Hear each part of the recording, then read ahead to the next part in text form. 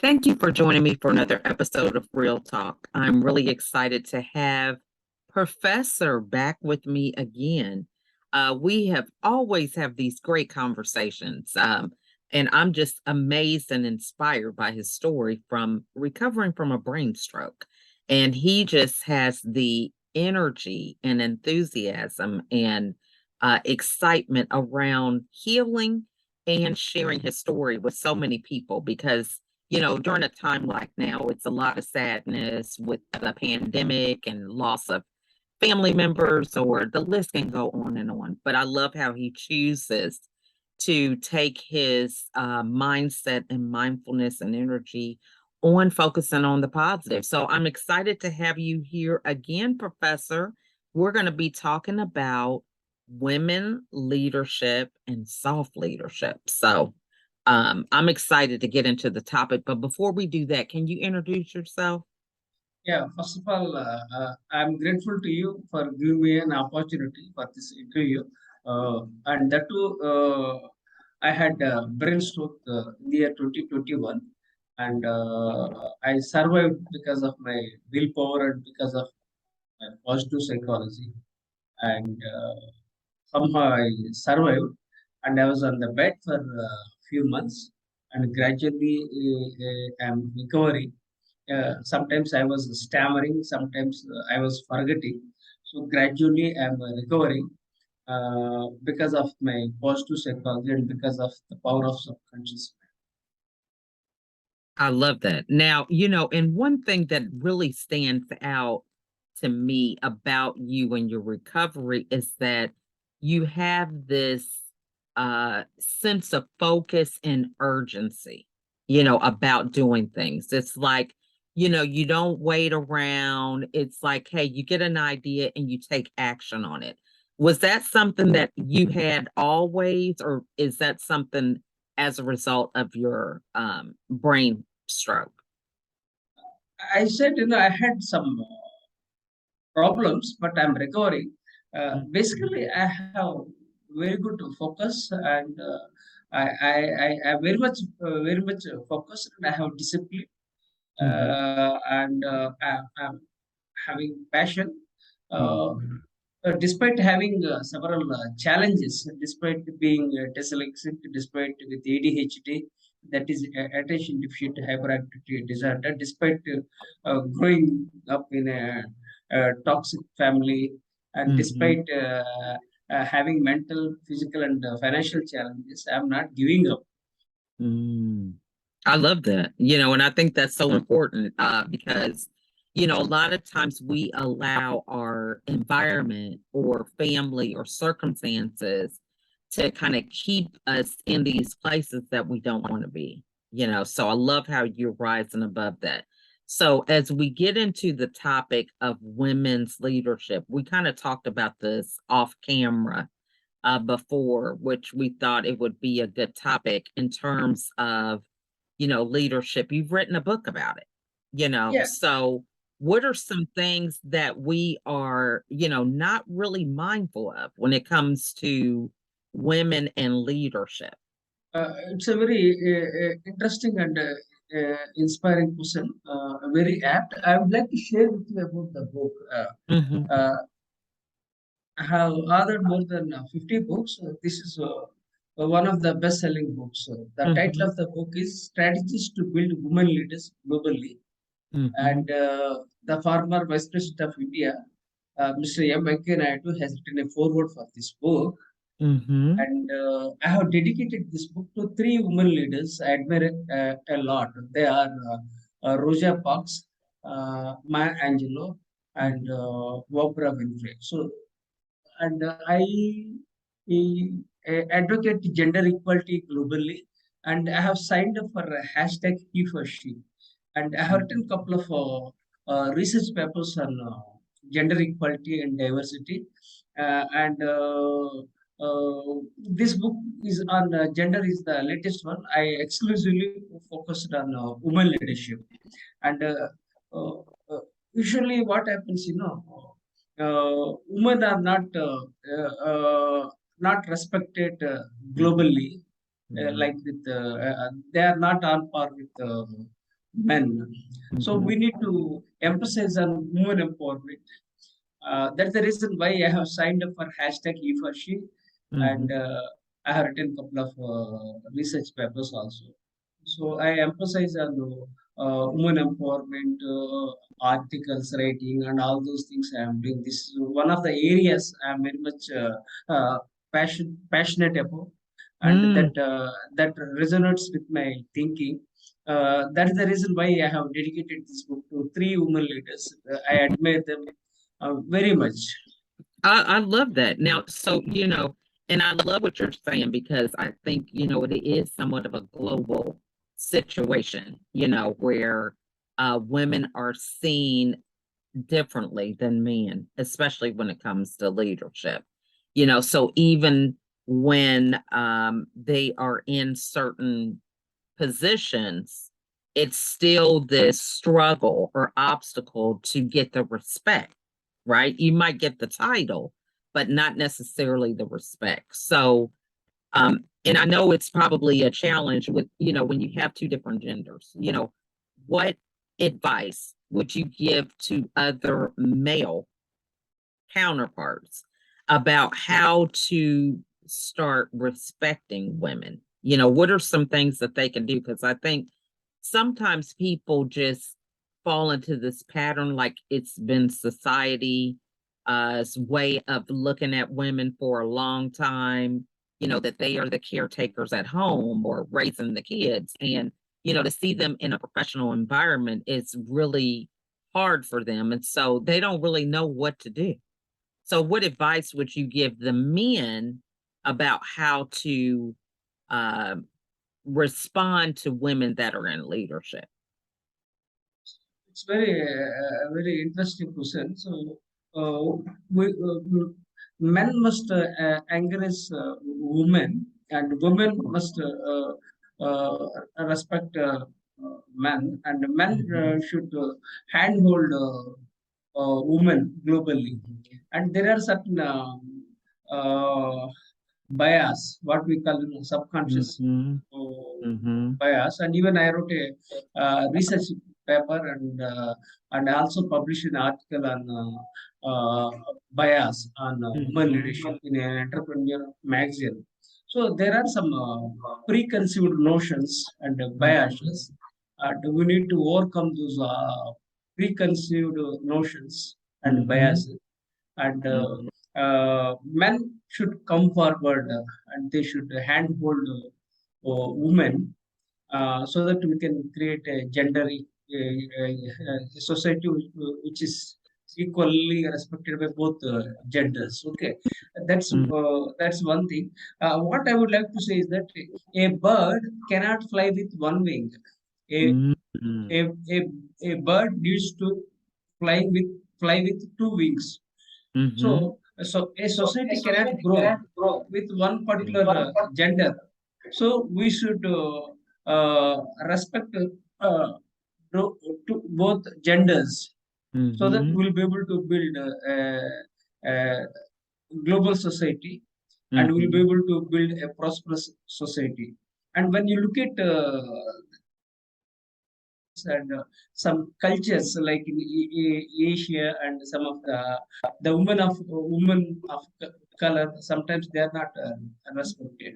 Okay, so we need to look at things from a perspective, from a new perspective, so Mhm. that we can overcome the challenges, and we can create a society which is respected by both genders.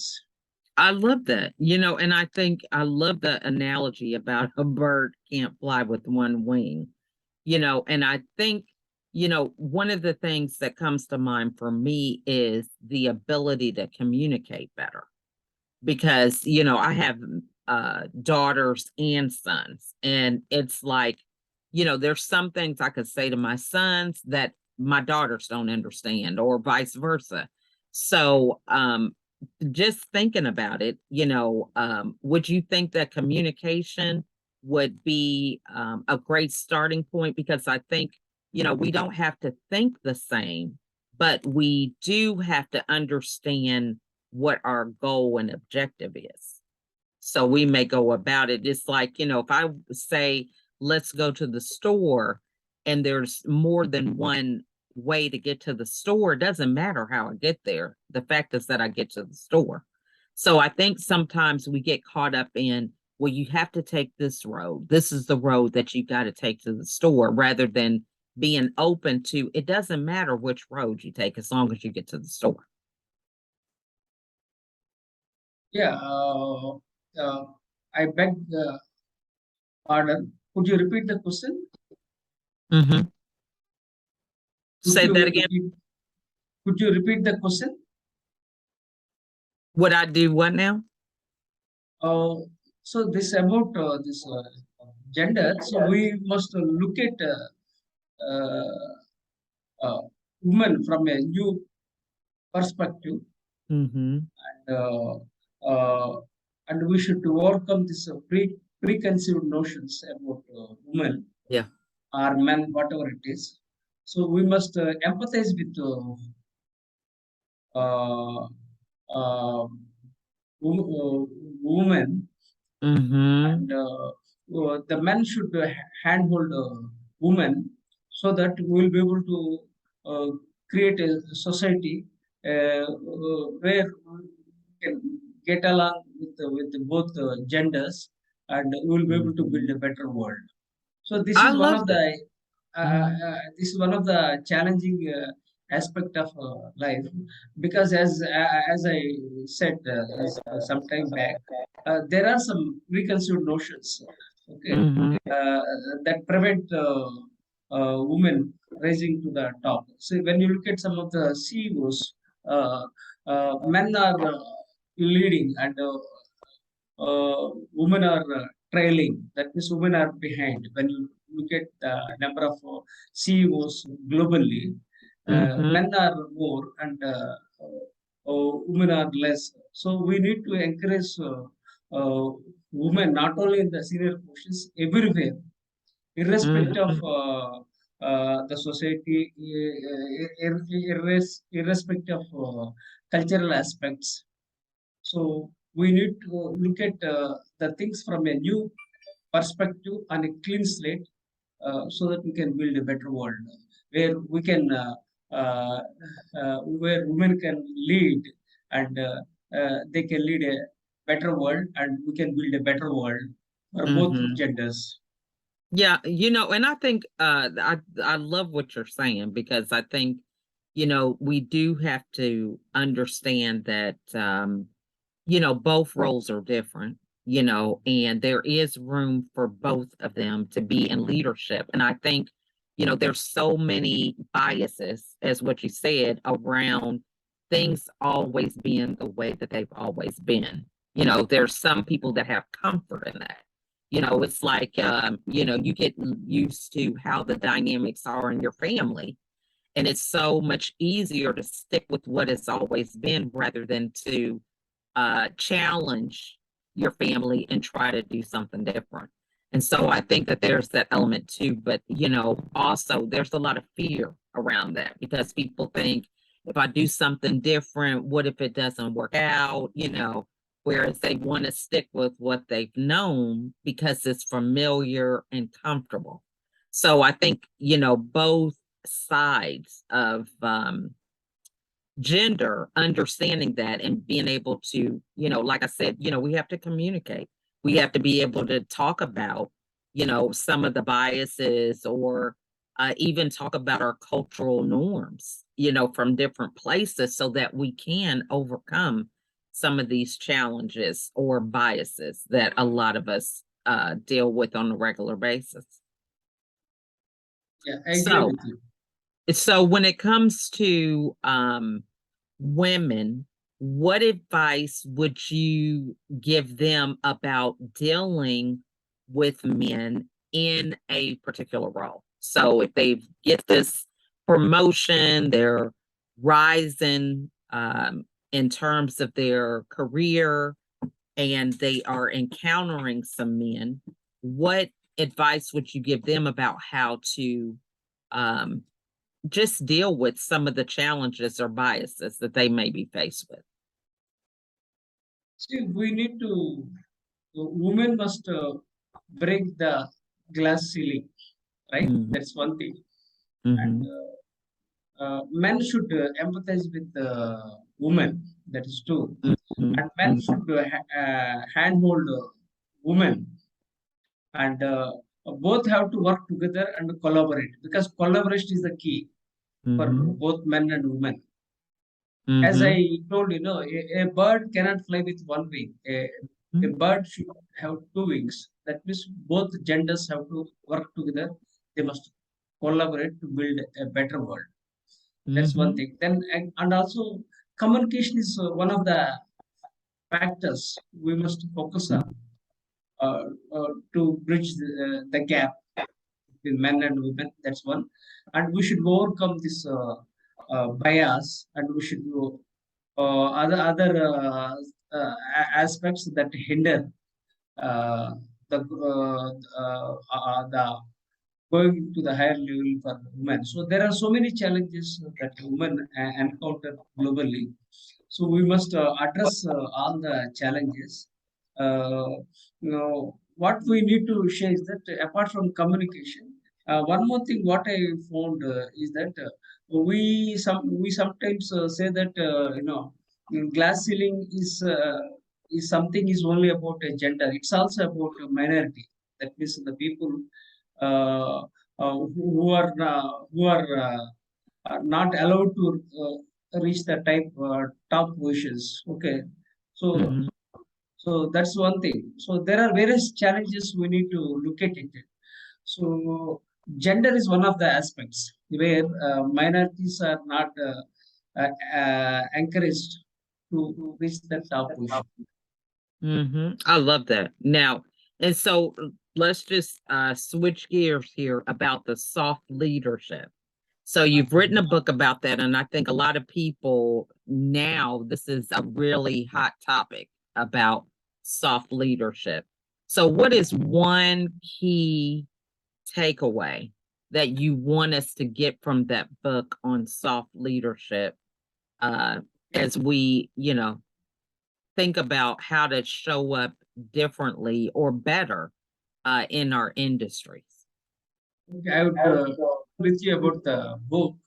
This is the book on soft leadership. I have written around 5 to 6 books on soft leadership. Mm-hmm. This is the book on soft leadership, Mm-hmm. and this book I have dedicated to uh, Peter Drucker, the father of modern management, and the father of modern marketing. Uh, Philip Kotler has written a foreword for this book, and I am known as the father of soft leadership globally. So this is the uniqueness about this soft leadership. So, Mm-hmm. and why I coined this soft leadership is that I acquired my PhD in soft skills, and I am passionate about leadership. Then I blended soft skills with leadership, and have coined the concept known as soft leadership.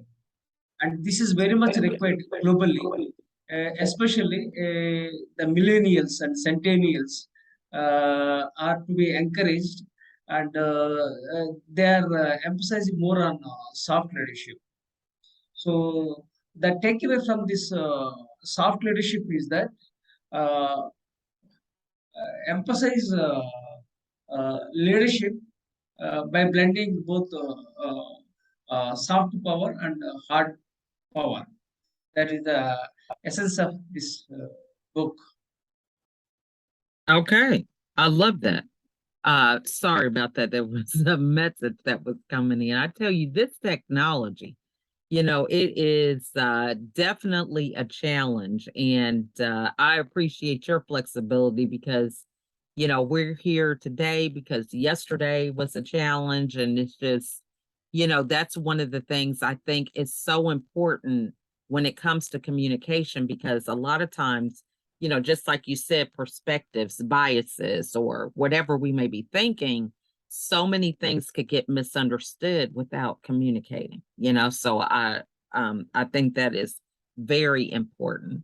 Now, so what is the best way? I tell you, we can go on at this topic for hours. I love being able to hear different perspectives because I think, it's not always women that should always be the voice for some of the challenges that they have. And the same thing for men, it definitely is very encouraging to hear men who are recognizing some of the things that women might have been talking about for lots of years, and they just feel like they're not being heard. So I think this is definitely a great topic that we could never get enough conversation of. But then on the other side, it's also women have an empathy for men growing up in a time or a society that was built around them being the breadwinner or the only one in the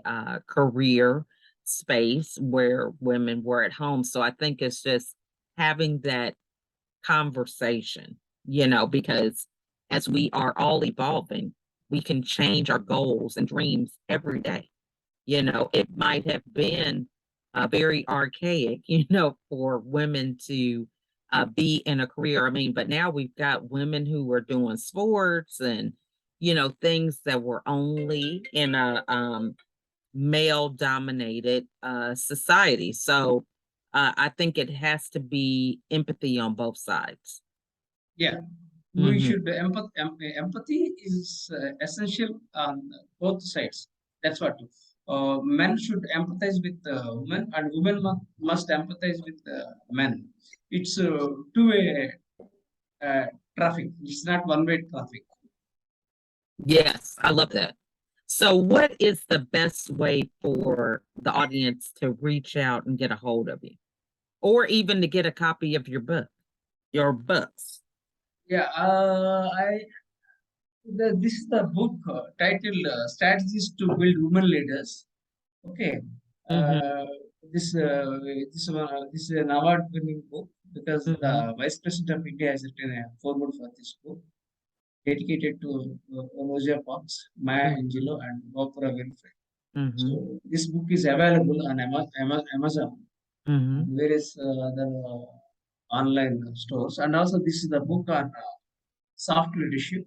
Mm-hmm. Uh, the, the father of modern marketing, Philip Kotler, has written a foreword. This book is a very renowned person. He has written a forward for this book, and this book Mm-hmm. is also available on Amazon.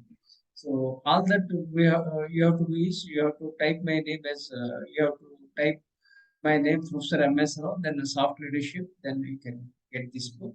Similarly, you can get a book on gender, Professor M.S. Rao, and Mm-hmm. strategies to build women leaders globally. Okay, so That's this is the best way to reach out to the world where you can purchase the copies.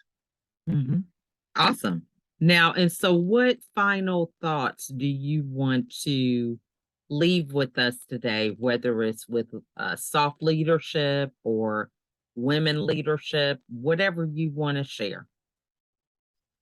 Uh, the thing is very clear. Men should encourage women, and the takeaway from this entire video conversation is a bird cannot fly with one wing. A bird can fly with two wings. Okay. Mhm. Uh, so we need to advocate gender equality globally so that we can build a better world. And men and women must empathize, and they must collaborate to build Mhm. a peaceful and prosperous world. Love that. That was just said perfectly. So we thank you so much, Professor, for joining us again. And I always love your insight and analogies. I'm gonna be thinking now as I look out the window and see the birds, just what you said, it just brings it so much more closer to home when we have these analogies that we can see around us every day to remind us what we should be doing and how we need to be caring for everybody. So thank you so much for being here today. And we want to thank all of you for watching with us today, spending some time with us. And we hope that something that was said has really inspired you or encouraged you. If you have any questions, feel free to reach out to the professor or simply ask your question in the comments, and we'll be sure to make sure that we get an answer. So thank you guys so much for joining us today, and we will see you on the next episode. Bye for now. Thank you. Thank you.